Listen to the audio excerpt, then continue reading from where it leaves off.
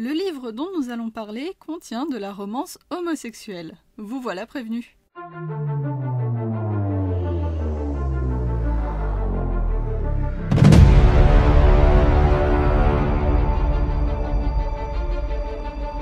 Le Chant d'Achille est un roman écrit par Madeline Miller, édité en France chez Pocket. Je tiens à dire rapidement que je ne suis pas historienne, je connais un peu les mythes grecs, mais je ne suis pas une professionnelle, donc je ne parlerai que de l'histoire du livre et non pas de son adaptation par rapport aux mythes, ce n'est pas mon domaine. Donc, dans le Chant d'Achille, on parle de Patrocle. Enfin, on suit le point de vue de Patrocle, meilleur ami, compagnon et âme sœur du fameux Achille. On découvre sa vie, de sa petite enfance à sa mort, mais surtout sa relation amicale, amoureuse et fusionnelle avec le héros mythologique, mais aussi beaucoup d'autres personnages bien connus comme le centaure Chiron, le célèbre Ulysse et même le divin Apollon. Parce que oui, l'auteur prend le parti de l'existence réelle des dieux dans son œuvre, et c'est quelque chose que j'ai beaucoup apprécié. Bon, c'était presque obligatoire puisque la mère d'Achille est Thétis, une Néréide et donc une divinité, mais j'ai aimé qu'on ne s'arrête pas qu'à elle, même si évidemment la présence divine reste plus que secondaire, souvent anecdotique,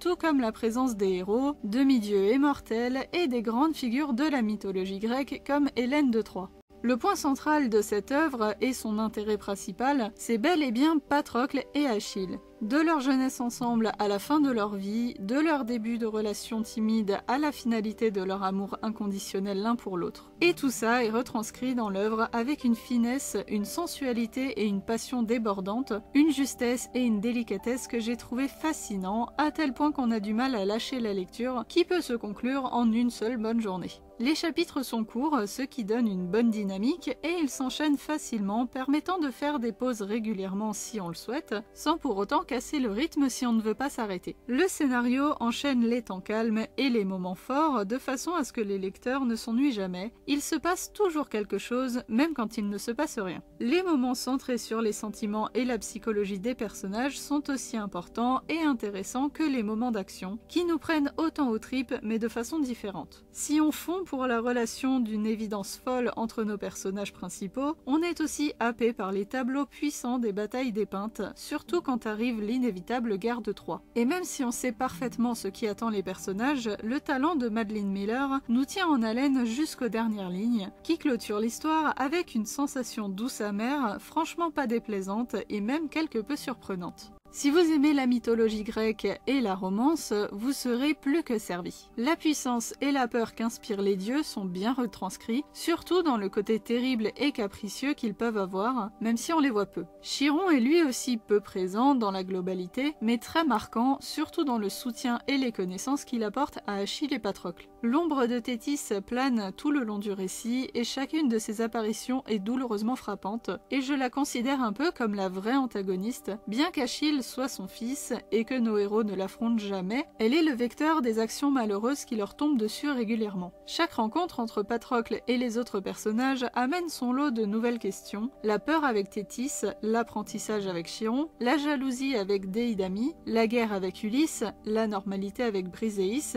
et tellement de sentiments et d'actes différents avec Achille.